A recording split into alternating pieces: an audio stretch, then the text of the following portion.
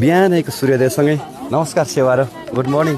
आज 2082 साल मङ्सिर 9 गते मङ्गलबार पाथिभरा मन्दिर बिहानै आइपुगेको छु। भर्खर घाम निस्क्यो। अघि कम्ता चिसो थिएन, हेर्न बच्चाहरू रोइराख्नु भएको छ चिसोले। बिहानै आइदिनुहुन्छ टक्क घाम ठ्याक्कै लाग्दा आइपुग्दाखेरि चाहिँ यो ठाउँमा अलिक न्यानो हुन्छ। म यहाँलाई आज मङ्गलबार देवीको दर्शन गराउँछु भक्तजनहरू। अनि मौसम हेर्नुहोस् है, मौसम कति राम्रो हिमाल देखिरहेको छ। त्यसपछि म बिस्तारै गएर भक्तजनले चढाउनु भएको दान भेटी अघि चढाएर पूजा गरेर फर्किँदै हुनुहुन्छ। कोही यहाँ प्रसाद लिँदै हुनुहुन्छ। चिसो छ आज, एकदम धेरै चिसो छ। हाम्रो सुरक्षामा आउनुहुने हाम्रो असार गुड मर्निङ। ल घन्टी सुन्नुहोस् ल, 101 वर्ष पुरानो घन्टी यहाँलाई सुनाउँदै म भित्र बिस्तारै छिर्छु ल, देवीको दर्शन गराउँछु ल। हाम्रो कर्मचारी साथीहरू अघि ड्युटीमा खट्नु भएको छ ल। पाउको दर्शन गर्नुहोस् ल। त्यहाँ केही नचढाउनुहोस् ल, त्यहाँ चढ्दैन है सामान। हामी सबैको दिन शुभ रहोस् भन्दै देवीको पाउको मात्रै दर्शन गराएँ। त्यसपछि मूलथानको दर्शन गराउँछु ल।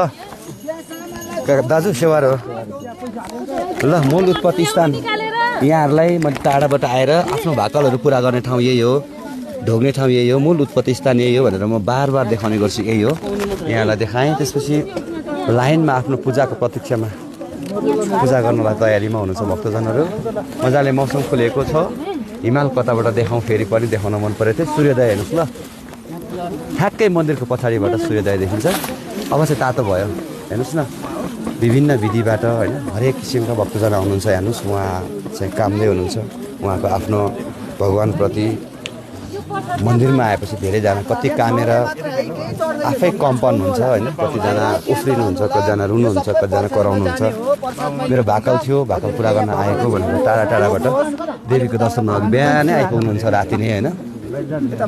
मौसम मजाले खुलेको जानकारी गराउँदै यहाँलाई पाथिभरा मन्दिरबाट।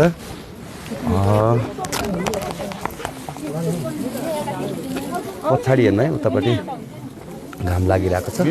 प्रसाद लिने ठाउँ यो हो। दर्शन गरिसकेपछि प्रसाद लिएर जाने ठाउँ यो हो भन्दै आज मङ्गलबार 2082 साल मङ्सिर 9 गते मङ्गलबार पाथिभरा मन्दिरबाट यहाँहरू सबैजनालाई शुभ बिहानी, नमस्कार।